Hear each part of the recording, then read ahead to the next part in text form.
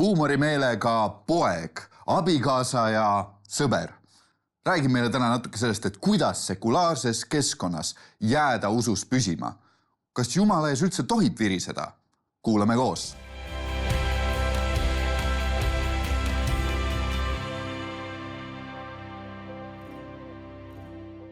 Tere tulemast vaatama, kuulama saadet Meistritöökojast. Tänu Jumalale, et sa oled siin. Ja tänu Jumalale, et ka sina, Erik, oled meile tulnud külla. Tere! Tervist, Karl! Sina oled minu sõber, ma saan täpselt niimoodi öelda. Ja samad sõnad. Väga hea. Mitmed tunnevad sinu isa. Ja. Aga mina tahan täna rääkida sinuga. Sellest, kes oled sina, mis sinu elus toimub ja kuulda seda, et kuidas Jumal üldse on sind kasutamas. Et Erik, kes sa siuke oled, kus sa tuled? Hea meelega. Tervist, minu nimi on Erik, mina olen Karli sõber, mingi hetk jagasime ka kogudust ja hetkel jagame Kristuse ihu jätkuvalt. Halleluja. Halleluja. Ma olen, nagu mainitud, minu isa on Hannes Ermaküla, mis mingites ringkondades on ukse avanud, vähemalt mingeid memuaare inimestes esile toonud ja minu ema on Iiri ja ka siis Ermaküla selgude huvides. Ja minu vend on Kaarel ja hetkel ma õpin näitekunsti Lavakas või siis Eesti Muusikateatri Akadeemias pika täisnimega. Aga täna enam kodune poiss sa ei ole. Mingi sõrmus helgib sul juba isegi sõrmes, ma julgeks väita, et tegelikult sa oled juba alustanud, eks ole, oma elu, läinud pesast välja. Mul on perekond. Mul on nüüd perekond. Mingis teises mõttes. Ja. Nõmme metsad ma olen hüljanud. Anna andeks, Karl. Seda ma ei tea, kas ma suudan, aga ma jumala abiga annan andeks sulle. Ja õnneks meil on hipodroomi lähedal, nii et siis mingi mets on nagu säilinud. Aga siin te olete? Siin me oleme, see on Käsmus, see on meie pulmapäeval. Telefoniga ruttu tehtud pilt. Sinu abikaasa Loola. Loola Mariin, just. Täna olete, eks ole, koos olemas, elu ehitamas ja kui noor sa oled, kui ma tohin küsida? Vau, kui veel ju. Ma olen 24, värskelt saanud. No nii, ma veel libastun siin seal, ütlen 23, aga ma olen tegelikult 24. Et kui ma valetan, siis mitte tahtlikult. Ma luban. Issand andestab. Aga peres sa juba rääkisid ka ja tõepoolest kifti perre sa oled sündinud, siin te olete sinu lõpetamisel. VHK koolis oled lõpetanud Tallinnas. Jaa, mis on pull on see, et ma lõpetasin VHK Eesti Muusikateatri Akadeemia saalis, sest meie koolis vanalinnas ei olnud suurt saali. Ja ma jätkasin sügisel aktusega sealt samast kohast, nii et ma lõpetasin ja alustasin uut kooli nagu sama koha peal. Just kui. Päris vinge. Ja vennast oli ka juttu, Kaarel. Absoluutselt, Kaarel. Kaarel on selline väga eriline kuju. Siin ta on, siin me oleme koos Linnanmäkkis, tähistasime minu unistuste päeva, mis on siis organisatsioon, mis teeb puuetega inimestele päevi, mida võib-olla nad muidu ei saaks. Ja siin me oli päev sisustatud. Ja Kaaril on Downi sündroom ning see, kuidas Downi sündroomiga vend on minu elu mõjutanud, sellest peavad lähemalt rääkima psühholoogid ja psühhiaatrid, mis siin kõik toimub inimese peas, aga ma tean, et kindlasti on see avanud minu jaoks mingi uue maailma ja ma olen palju haavatavam ja tundlikum igasuguste vähemuste osas. Ma arvan, et ma ei tea kunagi, aga ma usun, et ma ei oleks nii tubli võib-olla olnud ilma Kaarlita ennast kurssi viima kõige sellega, et millised ägedad sellid on veel meie ümber.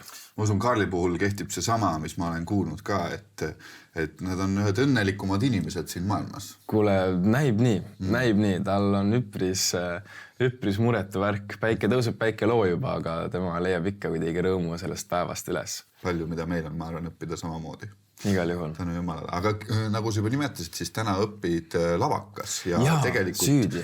Näitlemine on midagi sellist, kuhu sind on juhitud, võiks tegelikult. Absoluutselt. Et ma arvan, et see on selline eriala, kui ma alguses selle kutse sain. Siin me oleme siis Noorsooteatris proovis. Proovitame 1984 ja siin midagi, ma ei tea, kas me teeme mingit pulli oma vahel salaja, mille fotograaf on kätte saanud, või siis kuulame mingit märkust, mida lavastaja ütleb. Aga ühesõnaga siin me oleme nii-öelda töös, et tegelikult me tegime tööd ka, ma luban. Ainult niimoodi see asi ei möödunud, kahjuks. Aga jah, see näitleja kutse on olnud midagi ja siin on siis Mustapori näkku võtete viimane päev. Ma ei tea, kui hästi vaataja näeb, aga kui lähedalt sisse zoomida, siis kõik on üpris loo ees juba. Ja nii peabki olema. Siin on meie Grimmi-buss, meie imeline Grimmi-tiim ja siis allpool on nendes kaltsudes on meie. Keda sa siin esindasid meil siis selles filmis? Ma esindasin Hendrik Salsallerit. No nii, tuleb tuttav nimi, tõepoolest. Ja see oli, mina pole kunagi mõelnud, et mingit sarnasust võiks olla. Ja siis olid need castingud sellele filmile ja mind kutsuti ja siis läks hästi ja pärast ma hakkasin neid pilte vaatama, nooruspõlve pilte ja täitsa lõpp, mul endal ka ikkagi pekki, et siin ma nagu ei taha seda tunnistada, aga siin ikka midagi on. Lihtsalt kuidagi oli võõrastav vaadata. Ja kui mu isa näitas emale Hendrik Salsallerist pilti, kui ta oli noor, siis ema vaatas, et ossa poiss, et millal Eerikust selline pilt on tehtud. Tundub, et see võib-olla natuke oli abiks siis selles kogu protsessis, et selline roll endale saab. Ma usun küll, jah, et päris kihvt ajastus. Kas see oli lahe protsess filmida sihukest filmi? Jaa, ma ikkagi filmivõtted on minu jaoks jätkuvalt midagi maagilist ja midagi ülilahedat ja ülikihvti ja ma arvan, et filmi kaudu on nii palju võimalusi jagada ja öelda midagi, mida võib-olla millega vahel võib-olla sõnad jäävad hätta. Me tuleme selle juurde tagasi ka. Vilksatas siin pilt mehest, kellest me rääkisime ka. See on sinu isa? Jaa, see on minu isa. Ja kui ma enne mainisin selle näitleja ameti osas seda, et see on olnud väljakutsuv selles osas, et vahel mõned kristlikes ringkondades on natuke nagu kulmu kortsu visatud ja mul endal ka olnud selline tunne, et eriti just kui ma selle kutse alguses sain, et ma võiksin näidelda, siis ma olin nagu ootad, aga see on ju nii ilmalik ja ja seda, kuidas ma seal vastu pean ja nii edasi ja nii tagasi, mis kõik vastabki tõele, aga tegelikult ma võin olla missionäär, pastor, mida iganes, mis oleks üliustki kristlik, aga kui see ei ole minu kutse, siis ma ei tee Jumala riigile kasu, vaid ma teen midagi, mida ma ei peaks tegema. Ehk siis ma ei ela usus, ma elan hirmus. Ja sellest ma sain aru, et vahel need usuvõitlused võivad olla justkui näiliselt ka minu peas, ma ei tea, kaaskristlastega või midagi sellist, et see on mingi ilmutus, või meeleparandus, mida on pidanud ka minu mõned lähedased tegema. Aga küll on mul hea meel, et mul on isa ees kogu selles asjas. Tema on olnud Ringvaate reporter ja ka teda vaadati juba mingil hetkel nagu viltu, et oota, mis on nüüd jamad või et mis see värk ikkagi on. Ja ma arvan, et need viljad, mis ta nüüd on saanud tuua läbi Intekat, reportaažid oma olekuga, on mitmekordsed, ma usun küll. Ehk siis siin on minu selline maailma majakas, maailma raiu ja keegi, kes läheb ees. Ja siin me oleme koos suusamaratonil, midagi, mida me mõlemad naudime. Aktiivsed tegevused sulle meeldivad? Absoluutselt, jah. Kestvusspordid. Mingi siuke teema, kus sa saad tegelikult ka üksi olla, mõelda. Täpselt. Ja suusatamist ma teen ikkagi Nõmme metsade vahel. Sest seal on, tead, ma ei tea, ma olen ikka aeglane kuju veits. Mul on vaja pikalt midagi teha, et ma jõuaksin kuhugi oma mõtetes, oma sees. Ehk siis mul on vaja pikemaks ajaks ennast välja lülitada, et saada need argimõtted või mingid mõtted, mis mind paeluvad, mis on tahtnud mind kinni hoida, et nendest kuidagi vabaneda. Et see on see koht, kus ma tunnen Jumala ligiolu. Kas ka maratoni joostes sa tundsid Jumala ligiolu või pigem oli see siuke appihüüu koht? See oli ikkagi selline appihüüu koht, ma arvan. Ja mul ikkagi tohutult, nagu ma olen nii tänulik, et Paulus kirjutas, et jookski nii, nagu teie selle pärja saate. No nii, väga lahe. Et siin ei saa keegi kahtlus alla seada, kas ma teen Jumala teed või mitte. Amen.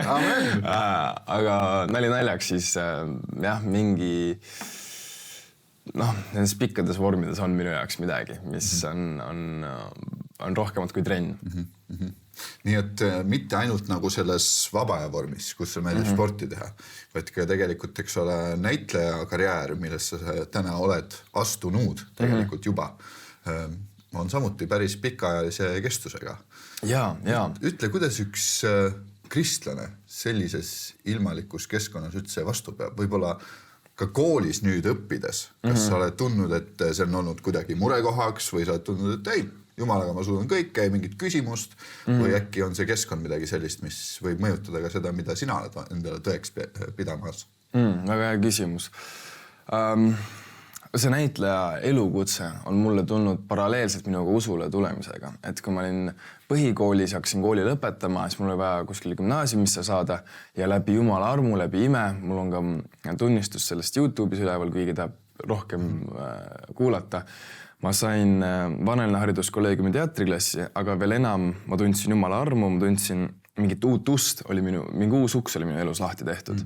Ja see väga raputas minu arusaama jumalast, sest ma olen küll kristlikust perest, aga ma isegi ei teadnud, et selline asi nagu suhe jumalaga võib olla. Ma olen küll nagu kuulnud seda, aga seni, kuni see ei juhtu sinuga, siis sa ei saagi sellest teada või sa ei saagi sellest aru saada, et wow, see on midagi rohkemat kui mingi abstraktne selline palvetamine või kaunis abstraktne on ta niikuinii see vaimuga suhtlemine, aga lihtsalt see, et seal on ka mingid reaalsed tagajärgi. Ja nüüd, kui ma olen sinna kooli saanud, siis ma mõtlesin, et mina tean Jumalat, et sa pead tegema, annetama vaestele, käima palju kirikus, olema tubli inimene, et selleks, et Jumal sind aitaks. Et mul oli väga selline kapitalistlik süsteem, käsi hammas hamba vastu, silm silma vastu. Ja nüüd ma kogesin armu. Ja siis ma mõtlesin, okei, seda Jumalat ma tahan paremini tundma õppida. Ja ma olen seda jätkuvalt tegemas ja läbi väga õnnelike hetkede ja mõndade raskuste olen ma siia jõudnud. Nüüd see VHK keskkond, Vanalinna hariduskolleegiumi keskkond, see oli minu jaoks imearmas, imesoe, ma sain inimestega hästi läbi, oli lihtsalt hea kompott minu jaoks, olid minu inimesed ja kuidagi suhtlus kõik oli nii naturaalne ja olin nagu kalavees. Ja nüüd lavakas on võib-olla olnud raskusi, et seal on kokku tulnud punt hästi kirevaid sulelisi ja me oleme nüüd pidanud õppima koostööd vaikselt tegema. Et kui ma sain lavakasse, siis ikkagi see karjääris pürgimine oli minu ebajumal. Ma tahtsin saada parimaks oma erialal. Ja nüüd tänaseks olen ma loobunud igasugustest maksiimidest, vähemalt kunstis või nendest parim, halvim, keskmine, mida iganes. Et see ei ole...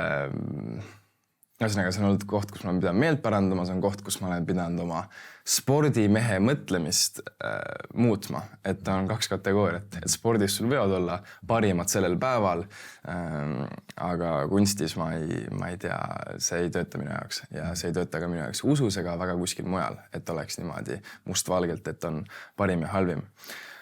Aga selle grupiga koos olemine, kui ei ole oma inimesed, et mis sa siis nagu teed, et see huumorikeel on minu jaoks olnud karm, minu jaoks olnud selline huumorikeel, kus ma ei ole tahtnud liiga palju osa võtta või kui ma olen ka teinud nalju, läinud kaasa, siis pärast on ikkagi veits see, et Pekki, mis nagu pärast või nagu kuidagi jääb kripeldama ja võib öelda, et see on nali, siis minu puhul, minu elus on ikkagi nii, et kui ma neid nalju teen, ma näen, et see hakkab vaikselt tasapisi kujundama minu mõtlemist. Muidugi siin-seal mõned naljad ei tee midagi, aga ma ei tea kunagi, mis teises inimeses ka toimub. Et me eestlastena väga hästi oskame summutada oma mõtteid, tundeid ja hoida seda kõike all ja teha nägu, nagu see ei puudutaks meid. Aga tegelikult need sõnad, mõtted, naljad, need puudutavad neid. Et mida siis teha? Teiselt poolt ma ei ole ka ju mingi masin. Ma ei saa ennast represseerida lõpuni, et jälgid, mida ma ütlen, mida ma ei ütle.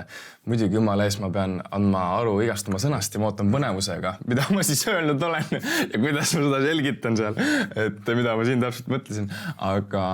Aga see väljakutse on siis olnud minu jaoks see, et see ei olegi koht, kus ma saan nalja teha. See minu jaoks on olnud valus, sellepärast, et huumor ja naljad on olnud keel, kuidas suhestuda teistega ikkagi. Ja minu elus on vähemalt nii, et mida parem sõber, mida kindlam suhe meil on, seda ka nagu räigemad naljad, seda rohkem võime teineteise kallal nöökida, sest me teame, et meil on mingi turvapadi, turvatunne ja meil on see, et ma saan öelda, et kuule, mees, Pekki, mul on praegu raskusi või et ära tee praegu või mis iganes, et see on see on julgus. Ehk siis minu olemine seal grupis kristlasena on tekitanud palju, ma olen olnud vihane ka selle grupi peale ja näinud palju ennast vihasena, tundnud üksi, tundnud mahajäetuna ja pidev nagu valupunkt, et ma tean, ma siia ei sobi, ometi ma olen nende inimestega koos 9-9, et see ei ole niimoodi, et tulen ja lähen, me suhtleme kogu aeg, me teeme mingeid harjutusi koos, me oleme laual teineteise partnerid, me peame teineteist usaldama ja peame õppima seda tegema. Ehk siis see väljapääs pole kuidagi selline, et ma ei suhtle nendega või eraldun nendest. Et see pole niikuinii väljapääs, nii nagu apostel Paulus saab üheks või saab teiseks selleks, et kuulutada evangeeliumi, siis minul samamoodi, eriti kui ma lavakasse tulin, kindlakäeliselt ja ikkagi veel, mitte täitsa värske kristlasena, aga ikkagi tuld täis kristlasena, siis nüüd ma võin öelda, et peale 3,5 aastat olen ma pidanud head usuvõitlemist ja säilitanud oma usu, kui et läinud seal suuri usutegusid tegema. Ja ma arvan, et päeva lõpuks see ongi sinu usutegu, ma võin neile evangeeliumi jagada ja ma olen seda teinud ja kui nad ei taha vastu võtta, siis see on, tähendab, siin on kõik. Mina pean neid armastama ikkagi jätkuvalt ja saan seda teha, see ongi see, mida mina teha saan. Ja kuidagi kristlasena ma avastan üks hetk, ma nagu kuidagi alavääristan inimesi sellega, et ma pean neile evangeeliumi rääkima. Ja see kõlab hästi imelikult, ma kujutan ette kuulaja jaoks. Aga minu lõppeesmärk pole ta lihtsalt ainult evangeeliumi kuulutada, vaid teda armastada. See on see esimene asi, tegelikult. Vabandust väga, aga suva sellest evangeeliumist, kui sa teda ei armasta. Sa võid rääkida prohvetlikult, rääkida inglite keeli. Aga Paulus ütleb, et kui ma ei armasta, mis sellest kasu on? See on nagu kumisev vask nõu. Ma lihtsalt jään hämmingus olen jäänud sind kuulama, et võib-olla ka meie kuulajad, vaatajad mõtlesid, et väga hea, et siit jookseb praegu tekst hästi küll. Aga tead, mis mina tundsin selles kõiges hetkes, kui ma praegu kuulasin sind, ma tundsin seda, et vaim kõneleb sinu kaudu, Erik. Ja see, kus sa täna oled, ta on põhjusega pannud sind sinna. Ja ma arvan, et see kehtib meie kõigi puhul, ükskõik mis eluvaldkonnas me oleme koolis, olema kuskil stuudios, olema näitlejate keskel, kontoris, võib-olla tehases tööl, võib-olla taksojuht, siis tegelikult Jumal on kutsunud meid olema valguseks pimeduses. Ja tema on valgus. Ja seeläbi ma usun, et täpselt nii nagu sa ütlesid ka, et need hetked, kus on see mõte, et kas ma lähen kaasa või ma otsustan vaikida, on need otsuse hetked, kus vaim kõneleb meile ja koputab meie südamele ja küsib, et mis sa nüüd teed ja kuidas sina käitud. Ja see on see, millest me peame vastutama ühel päeval, nii nagu sa ütlesid ka. Et ma arvan, et lihtsalt see nagu mõtteahel, mis siit kõik nagu välja koorub, on nagu nii ilus. Lihtsalt sellepärast, et see kõneleb sellest, et issand on armastus. Absoluutselt. Nii nagu need naljad, mis seal siis tehakse, on need pilkavad, on need mustad, ükskõik mis huumor seega seal keskkonnas ei oleks. Me ei halvusta neid inimesi. Kindlasti mitte. Vaid me saame võtta oma osa sellest. Ja nii nagu sina oma eluga oled kogenud, et mida tähendab tegelikult ka elada koos nendega, kes on vähemuses ja mida tähendab tegelikult jääda ustavaks oma usus. Aga nendes hetkedes, nagu sa ütlesid ka, sa oled tundnud ka viha. Ja viha ei ole emotsioon tegelikult, mida me tihti tahame tunda. See paneb meid virisema, see paneb meid tundma, et Jumal, miks asjad on niimoodi? Me ei ole rahul sellega. Kas sa ka virised? Kas sa ka Jumala ette lähed, et kuule, et ma ei suuda, et ma ei saa aru, mis ma tegema pean? Või kas sul on olnud ka nüüd neid hetki, kui sa oled õppimas olnud, kus sa oled kogenud, et Jumal tead, ma lihtsalt ei suuda enam? Ma ei virise piisavalt. Ma virisen liiga vähe. Ma arvan, et ma suudan mingite elu keerdkäikudega toime tulla. Ma ei suuda. Ja nüüd see virin peab minema Jumalale ja otseallikasse. Aga mul on vahel tekkinud plokk, et Jumal on täiuslik, igavesti, kõik võimas, kõik hea. Ja tol virina hetkel ma küll ei tunne seda, et tema oleks täiuslik. Ma tean, et see nii on. Ja siis mul tekib, ma hakkan ennast süüdistama, et näe, viga on sinus, et mina olen kuskilt mööda, muidugi ilmselgelt on viga minus, aga nüüd ma süüdistan seda, et kui ma elan selle teadmisega, et me inimestena eksime, paneme pange, näeme ähmaselt, siis nendel vihahetkedel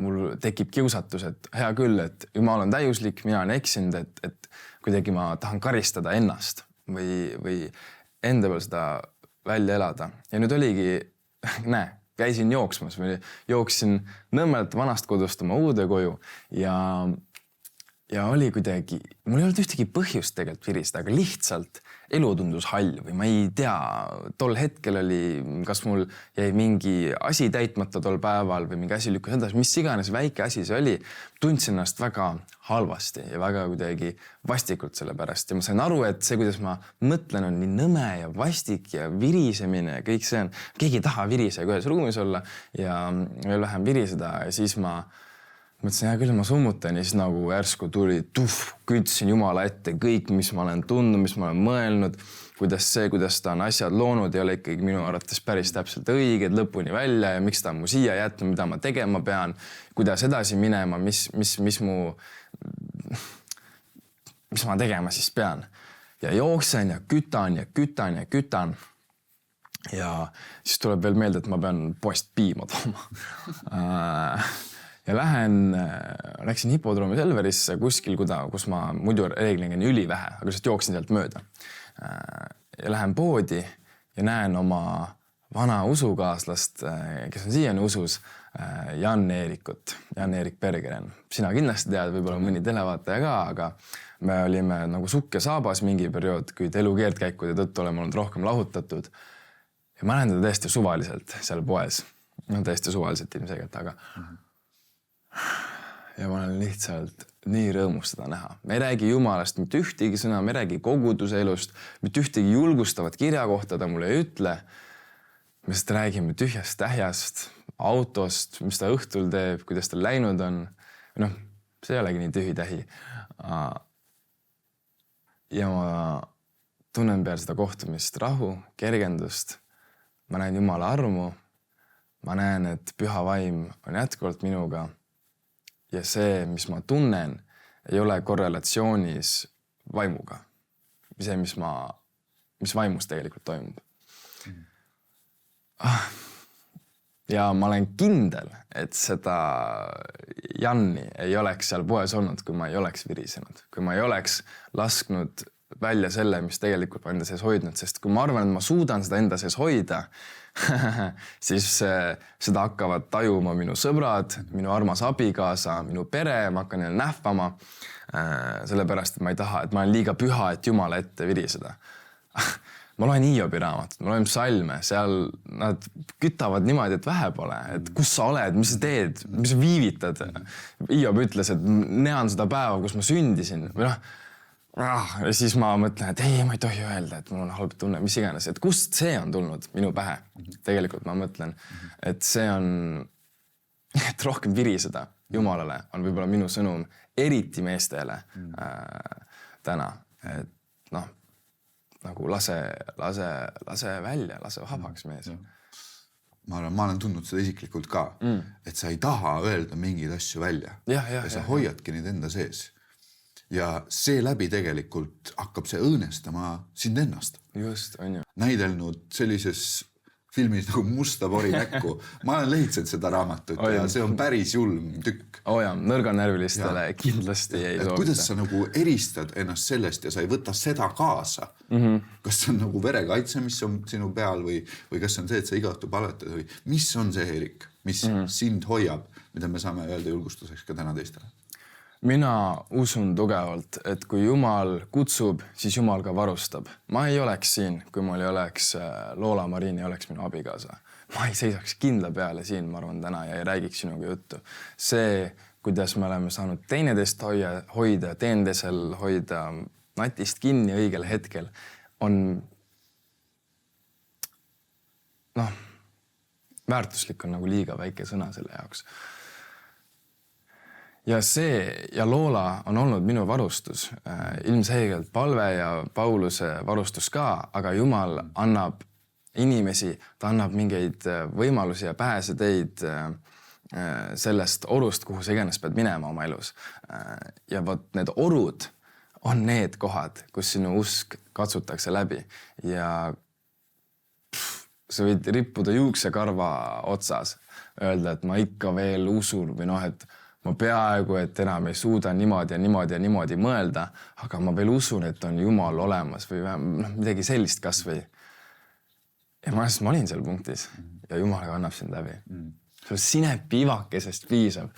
Ja võib-olla veel nende naljadega on see, et jälgi ennast ja ära lase endal kibestuda või sa tegid ise sarnaseid nalju või mõtlesid samamoodi või mis iganes ja need naljad on võib-olla sinu jaoks väga haavavad, sest sa oled usule tulnud ja tead võib-olla, mis nende taga on, aga ma olen kindel, et sinu kolleegid, sõbrad ei mõtle enda naljadega midagi sellist ilmselgelt. Nii et ära kibestu. Ma arvan, et see, mis ma ütlen endale täna kõige tugevamalt.